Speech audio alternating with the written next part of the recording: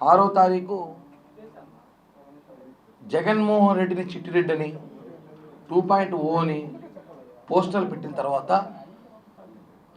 ఆ రోజు మరుసటి రోజు నుంచి 8వ తారీఖు నుంచి నా మీద ఎలా ఒక మనిషిని ఎలా తొక్కాలో, ఒక మనిషిని ఎలా ఇబ్బంది పెట్టాలో, ఒక మనిషిని ఎలా చంపేయాలో మానసికంగా అన్నీ చేశారు నా మీద. నిజంగానే నేను ఆ రోజు నుంచి ఈరోజు ఒకటే చెప్తున్నా, ఇద్దరికి మాత్రం నా జీవితాంతం రుణపడి ఉంటా. ఇద్దరికే జీవితాంతం రుణపడి ఉంటా. వాళ్ళకి నేను చచ్చే వరకు కూడా రుణం తీర్చుకోలేనంత రుణం చేయలేనేమో. వాళ్ళిద్దరిలో ఒకరు వచ్చి మా అధినేత పవన్ కళ్యాణ్ గారు. తప్పు చేయలేదు వాడు, పక్కన పెట్టండి, విచారణ వివరణ కోరిన తర్వాత తీసుకుందామని చెప్పి పవన్ కళ్యాణ్ గారు ఆ రోజు, అంటే వాస్తవాలు తెలియాలి, ఒక ఆరోపణ వచ్చినప్పుడు ఆ ఆరోపణలు వాస్తవాలుగా తెలుసుకోవాలని చెప్పి పవన్ కళ్యాణ్ గారు నన్ను నమ్మారు. రెండోది మీరు మీడియా, నేను తప్పు చేశాను లేదు మీకు అందరికీ కూడా తెలుసు. మీరందరూ కూడా 20 సంవత్సరాలుగా చూస్తున్నారు ఈ తిరుపతిలో. మీడియా, పత్రికా విలేకరు ప్రతి ఒక్కరికి కూడా పాదాభివందనాలు తెలియజేస్తున్నా, ఇంక్లూడింగ్ సాక్షితో సహా. ఎందుకంటే సాక్షిలో కూడా వాళ్ళ యాజమాన్య జీతం కోసం వాళ్ళు పనిచేస్తున్నారు పాపం, కానీ వాళ్ళు కూడా నా మిత్రులే. సాక్షిలో ఉన్నారు కూడా నాకు తెలిసిన మిత్రులు ఉన్నారు, నా శ్రేయోభిలాషులు. సాక్షి పేపర్లో కింద స్టాఫర్ నుంచి ఇన్ఛార్జీల వరకు నాకు తెలిసిన ఉన్నారు. 15 సంవత్సరాలు నాకు అంత మిత్రులే, కాబట్టి వాళ్ళకు కూడా కృతజ్ఞతలు తెలియజేస్తున్నా. అలాగే ప్రతి మీడియా కెమెరామ్యాన్, రిపోర్టర్లు, స్టాఫర్లు, ఇన్ఛార్జీలు, బ్యూరోలు ప్రతి ఒక్కరికి నా పాదాభివందనం. ఎందుకంటే నన్ను నాతో పాటు ఉన్న వాళ్ళు నమ్మలేదు, కానీ మీరు నమ్మారు నన్ను. కిరణ్ తప్పు చేసినా లేదా మళ్ళీ మాట్లాడదాం. కిరణ్ తప్పు ఆరోపణలు మాత్రం వచ్చాయి, అవి వాస్తవాలా కాదా మళ్ళీ మాట్లాడదాం. అతను వాయిస్ వినిపించాలి, అతను ఏం చెప్తున్నాడు వినాలి. ఒక సైడే మాట్లాడకూడదు ఎప్పుడు కూడా, రెండు పక్కలు వినాలని చెప్పి తిరుపతి మీడియా చూపించిందండి. హ్యాట్స్ ఆఫ్, నిజంగా చెప్తున్నాను. మీరు కానీ లేకపోయి ఉంటే నిజంగా కిరణ్ రాయల్ అనే వ్యక్తి ఈరోజు ఫోటోలు పూలమాలేసి కూర్చునేవాడు. మనము వాస్తవం చెప్తున్నాం. అంత ఇబ్బంది పెట్టారు నన్ను మానసికంగా, నా కుటుంబాన్ని, నా చిన్న పాపని, కులాన్ని. 20 సంవత్సరాల తిరుపతి రాజకీయాల్లో కిరణ్ రాయల్ అనేవాడు మాత్రం బలిజోడు. మొన్న వచ్చేసరికి సమస్య వచ్చేసరికి కిరణ్ రాయల్ బలిజోడు కాదని చెప్పి వైసీపీ నేతలు మాట్లాడటం. ఎన్ని విధాలుగా వ్యాపారాలు అంటాడు, ఒకడు రకరకాలుగా అంటాడు. నేను ఒకటి అడుగుతున్నాను, తిరుపతి ప్రజలు కూడా తెలుసుకోవాలి విషయం ఏమంటే, ఒక సామాన్యుడు రాజకీయాలు తిరుపతిలో చేయకూడదా? అబ్బా కొడుకులు, మామ అల్లుళ్ళు, బావ బామర్దులు, అత్త అల్లుళ్ళు రాజకీయాలు చేయాలి. ఒక సామాన్యుడు ఒక రోడ్డు పైన వ్యాపారం చేసుకున్నాడు కావచ్చు, ఏదో వ్యాపారం చేసుకున్నాడు కావచ్చు, చిన్నపాటి ఉద్యోగస్తుడు కావచ్చు, వాడు రాజకీయాలు చేయకూడదని చెప్పి రాజ్యాంగం ఉంటే చెప్పండి రా బాబు, రాజకీయాలు ఆపేసేది వ్యాపారాలు చేసుకుంటాం. రాజకీయాలు చేయని ఖచ్చితంగా వస్తే మానసికంగా మనిషిని తొక్కుతారా? అంటే మీరు చేసింది ఆరోపణలో కుట్ర కిరణ్ రాయల్ మీద కాదు, ఒక కులం మీద. తిరుపతిలో కాపులు ఎదగకూడదా? అంటే ఏంటి? గత ఎన్నికల్లో 63,000తో మేము గెలిపించినామని చెప్పి తిరుపతిలో కాపులు ఎవరైతే లీడింగ్లో ఉన్నారో, పవర్ఫుల్గా ఉన్నారో, ఎవరైతే జనంలో ఉంటారో వాళ్ళని ఒక్కొక్కటిగా తొక్కాలని చెప్పి మీరు చూస్తారండి, రకరకాలుగా ప్రయత్నాలు చేస్తున్నారు. అంటే ఎట్ట అగ్రకులాలలో మేము కాపులు ఉండకూడదా, రాజకీయాల్లో కాపులు ఉండకూడదా, బలిజలు ఉండకూడదా, ఉంటే వాడిని ఏ విధంగా తొక్కాలే ప్రయత్నం చేస్తారా? నేను మొదటి రోజు చెప్తున్నాను, అది ఓన్లీ కేవలం ఆ మహిళకు నాకు ఆర్థిక లావాదేవీలు మాత్రమే ఉన్నాయి.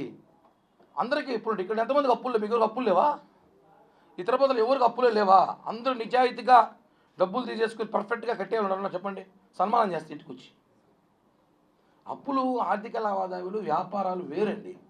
దాంట్లో ఉన్న లావాదేవీలు, గొడవలు జరుగుతాయి, డబ్బులు తీసుకున్నప్పుడు జరుగుతారు. తీసుకున్నప్పుడు ఒకరోజు సమయానికి ఇవ్వలేకపోతాం, ఒక నెల ఇవ్వలేకపోతాం, ఒక సంవత్సరం ఇవ్వలేకపోతాం. అది ఆర్థిక లావాదేవీలు తీసుకొచ్చి ఆ మహిళని పాపం రాజకీయ నాయకులు వాడుకోవడం కరెక్ట్ కాదని మొదలై చెప్పాను నేను. ఒక అమ్మాయిని రాజకీయాలు లాక్కండి, అది ఆర్థిక లావాదేవీలు మేము సెట్ చేసుకుంటాం, మాట్లాడుతున్నారు, సెటిల్ అవుతుంది. అంతేగాని ఆమెను తీసుకొచ్చి నువ్వు ఇలా చెబితే మేము డబ్బులు నీకు ఇస్తాం, నువ్వు ఇలా కిరణ్ రాయల పైన మాట్లాడితే నీ ఆర్థిక ఇబ్బందులు తొలగిస్తాం, కిరణ్ రాయలు మానసికంగా ఏడిపిస్తే నీకు సెటిల్ చేస్తాం, నీ కొడుకు సెటిల్ చేస్తాం అని చెప్పి రాజకీయ ట్రాప్లో ఆమెను ఇరికించాను. గతంలో చెప్పా, ఇప్పుడు చెప్పా, ఇక చెప్పను కూడా, ఎందుకంటే ఆ ఇష్యూ క్లోజ్ అయిపోయింది కాబట్టి.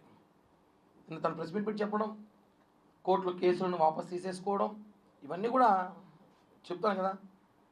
అందరూ ఉంటారు ఇద్దరు చాలామంది రాత్రి నుంచి కడిగిన ముత్యం లాగా వచ్చావు, కడగిన ముత్యం నాకు, నేనైతే ముత్యమే, కడిగారు లేదో నాకు తెలీదు, నేనైతే ముత్యమే. ఒక మనిషిని నాశనం చేయడానికి సోషల్ మీడియా కూడా పనికొస్తుందని చెప్పి నాకు మొన్నే తెలిసింది.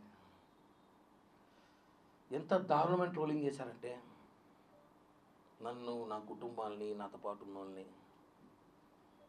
నేను ఒకటే అంటున్నాను ఈరోజు ఈ ప్రెస్ మీట్ ద్వారా, బాధేసి చెప్తున్నా, మనసులో బాధతో చెప్తున్నా. 26 రోజులు నేను చాలా నేర్చుకున్నా. దయచేసి ఇంకెవరైనా జీవితంలో రాజకీయాలు చేయాలన్నా, వేరే వ్యాపారాలు చేయాలన్నా పక్కన వాళ్ళకి చెప్పకండి, అస్సలు నమ్మకండి. అందుకే నా పక్కన ఎవరు పెట్టుకోవాలి, ఈరోజు ఒకడే వచ్చా. నమ్మకండి, చెప్పకండి, తప్పు. ఎందుకంటే 26 రోజులు నేను చాలా తెలుసుకున్నా. మనిషి ఇబ్బందుల్లో, బాధల్లో ఉన్నప్పుడు ఇద్దరే నిలిచారు. నాకు చెప్పాను, ఒకటి పవన్ కళ్యాణ్ గారి ధైర్యం, 2 మీడియా, ఇంకా మహా అయితే కొంతమంది వేరే దేశాలలో ఉన్న జన సైనికులు రోజు ఫోన్లు చేసి అన్నా మేము ఉన్నాం భయపడకనే అనేసి. అన్నా నేను కాదని చెప్పట్లేదు, ఇక్కడున్న కొంతమంది జనసేన ఉన్న అందరూ ఉన్నారు. అంటే ఒకరు వచ్చి చెప్పేస్తే దాన్ని నమ్మడం అంత ఈజీ కాదు, దాని వాస్తవాలు తెలుసుకోవాలి. ఒక అడ్వకేట్ ఎవరో ఉన్నాడు మొన్న, ఆయన ఈ ఇష్యూలో అతను ఒక ఆయన అడ్వకేట్ లాంటి వాడు, అడ్వకేట్ అది కాదు, అతని పేరు కూడా నేను చెప్పను, ఉప్పల్ బాలంటాం మేమందరం. అతను ఇప్పుడు ఒక సమస్య వచ్చిందండి మనకి, ఆ సమస్య అడ్వకేట్కి చెప్పుకుంటాం, సార్ నాకు ఇలా మోసం జరిగింది, ఇలా నాకు అన్యాయం జరిగింది, నాకు డబ్బులు రావాలంటే తను ఏం చేయాలి, కోర్టులో పిటిషన్ వేయాలి, కోర్టులో వాదించాలి, సాక్షి టీవీ, సాక్షి పేపర్లో కాదు. తను ఏం చేశాడు, కిరణ్ రాయల పైన ఆరోపణలు ఉన్నప్పుడు నువ్వు ఆరోపణలు కోర్టులో చూపించు, అంతేగాని డిబేట్లు పెట్టి నీ పబ్లిసిటీ పిచ్చి కోసం నన్ను వాడుకోవడం కరెక్ట్ కాదు, నీ మీద కేసేస్తా, తిప్పిస్తా తిరుపతికి, ఛార్జీలు కూడా నేనే పెడతాను నీకు, అప్ అండ్ డౌన్ ఛార్జీలు కూడా తిప్పిస్తా, సాక్షి మీద కూడా కేసు వేస్తున్నా, చెప్పాను, ఆల్రెడీ చేశాను. ఒకటే అండి, ఒకరు వచ్చి మాట్లాడేస్తే మహిళ మాట్లాడేసింది అంతే, నమ్మేస్తారు జనం అంతే. వాస్తవం, ఆయన ఎందుకు మాట్లాడింది, ఎవరు మాట్లాడించారో తెలుసుకోలేకపోయారు జనం, అదే బాధ. ఆ మాటల్లో మాట్లాడిన మాటలు నన్ను నిజంగా చెప్తున్నా, మొండి నా కొడుకు ఏమంటాను కానీ నిలబడ్డా. ఇంకోడైతే నా ప్లేస్ చచ్చిపోయింటాడు, కుటుంబం మొత్తం ఆత్మహత్య చచ్చిపోయింటుంది ఈరోజు. నేను చాలా గట్టిగా నిలబడ్డా, మీకు తెలీదు, కేవలం ఈ రోజు కోసమే, నా క్లీన్ చిట్తో నేను బయటికి రావాలని చెప్పి నిలబడ్డా. సమయం పట్టింది, ఎక్కువ రోజులు పట్టలేదు. తప్పులు ప్రపంచంలో కిరణ్ రాయలు తప్ప ఇంకెవడో తప్పు చేసాడు లేడయ్యా. నా గురించే దేశం అంతా మాట్లాడుకుంది, కరెక్ట్ కాదండి. వాస్తవాలు తెలుసుకోండి, ఏం జరుగుతూ ఉందో ఏంటో. ఆవేశంలో ఆవిడ కూడా నా మీద చాలా మాట్లాడింది, నేను కూడా చాలా మాట్లాడా. అవన్నీ ఒక స్టాండర్డ్ కూర్చొని పోతా ఉంటాయి, కోపంలో రకరకాల మాట్లాడుతుంటారు, అవన్నీ కామన్. అవి ఆర్థిక లావాదేవీలు గతం నుంచి ఎన్నోదో చెప్పా, దాని మీద రాజకీయం చేయొద్దనేసి.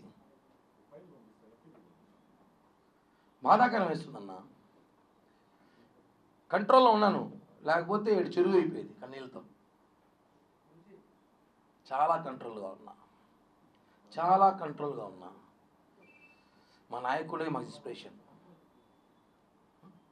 తప్పు జరిగి దాన్ని ఆన్సర్ వచ్చేలోపు నానా బీభత్సం చేసి 25 రోజులు 26 రోజులు నా ఇంట్లో సభ్యులు బయటకు వచ్చి నిన్నటి దాకా కూడా బయటికి రాలా. అంటే తప్పు గురించి కాదు కానీ ప్యాంట్లు జిప్పిపి చూపించిన వాళ్ళు బాగుంటారు, భార్యలను వదిలేసి 2-3 అమ్మాయిలతో తిరిగేవాడు బాగున్నాడు, గంట అరగంట సొక్కాయలు ఇప్పేసినప్పుడు బాగున్నాడు. అసలు వీడియో ఒరిజినలా కాదా అనేసి ఆ అమ్మాయి చెప్తా ఉంది. ఆ వీడియోలో ఏముందో లేదో మీరు చూసారు, ఏమి చూసారు, ఏం చేయాలి కూడా మాట్లాడడం అంటే అర్థం చేసుకోండి. కిరణ్ రాయల కుటుంబాన్ని నాశనం చేయాలని ప్రయత్నం చేశారని చెప్తున్నాను కదా.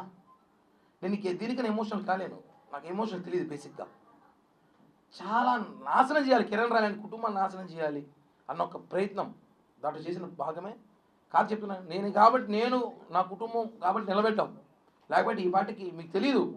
మీరందరూ కిరణ్ రాయల ఈ మధ్య ఈ ప్రెస్ మీట్లో కానీ ఈ 10 రోజుల్లో చూస్తారు. ఈ 10 రోజుల్లో మేము ఎంత మానసికంగా నలిగిపోయామో మాకు మాత్రమే తెలుసు. నిన్నటి రాత్రి వరకు కూడా సరిగ్గా నిద్రపోని రాత్రులు గడిపాం మేము. అంటే అన్న, అప్పు వేరు, మర్డర్ వేరు, జైలుకి వేరు. ఆరోపణ చాలా కష్టం, నిందలు భరించలేము.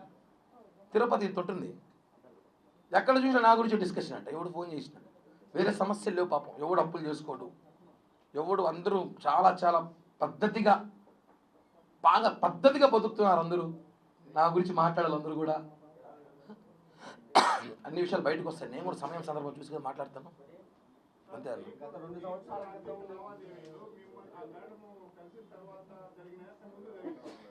ఏదన్నా అన్న 2015 నుంచి 2019 దాకా జరిగిన లావాదేవీలు అవన్నీ.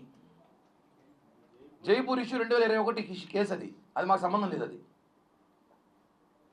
అది మాకు సంబంధం లేదు.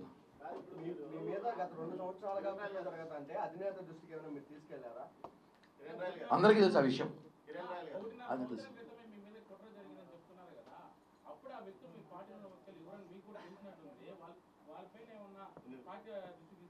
అలా ఇప్పుడు నేను నీ పేరు చెప్తే నమ్మంటే నమ్మరు కదా, బయటకు వచ్చాక నమ్ముతారు. ఇప్పుడు నమ్ముతారు. మీరు బెదిరించారు ఆమెను, నా దగ్గర మీ న్యూడ్ ఫోటోలు ఉన్నాయని బెదిరించారని, అందువల్ల ఆమె రాజీకి వచ్చిందని ఒక వర్గం బయట ప్రచారం చేస్తున్నారు. ఆమె చెప్పాలి ఆ మాట, చెప్తే బాగుండు. వాళ్ళెవరో చెప్పేది ఎందుకు? వాళ్ళు ఎవరో చూస్తారా? ఆ వర్గం ఎవరే కదా, సాక్షిలో ఒక ఇద్దరు మాట్లాడిస్తామనంట అమ్మాయితో. నిన్న కూడా వాళ్ళ తమ్ముడు ఎవరో ఫోన్ చేసి మా తమ్ముడు చెప్పినాడంట, ఈ మాట చెప్పని చెప్పినారనేసి. ఒకవేళ ఉంటే ఇండోలో అయితే నేను పెట్టినాం, ఒకవేళ ఉంటే మాత్రం ఇది మాత్రం వస్తాం చెప్తాను ఓపెన్గా. ఉంటే బాధితులు చెప్పాలి కానీ వాళ్ళు కూడా చెప్పేదట. ఏ టెక్నాలజీ రోజుల్లో కూడా ఏమున్నాయన్న పాలిటిక్స్ ఏమి లేవు. తాజా జగన్ మామ ఏదో అన్నాడు, దాని మీద కామెంట్ చేసే అవసరం ఉంది. ఎందుకంటే ఆయన జగన్ నిన్న ఆయన మాట్లాడుతూ చూసా కామెంటు, ఆయన లోకల్ ఖైదీకి ఎక్కువ, ఇంటర్నేషనల్ ఖైదీ తక్కువ, మధ్యలో ఉన్న ఖైదీ. ఆయన ఒకటే చెప్తున్నా, చెస్ ఉంటుంది కదా చదరంగం గేము, స్టార్టింగే రాజు చిక్కు పెట్టినప్పుడు ఎలుకలు ఏనుగులు సిపాయిలు అంతా పక్కకి తట్టి మళ్ళీ రాజు దగ్గరికి వెళ్తాం. ఇప్పుడు అందరూ ఆ పనిలో ఉన్నాం మేము, నీ దగ్గరికి వస్తాం.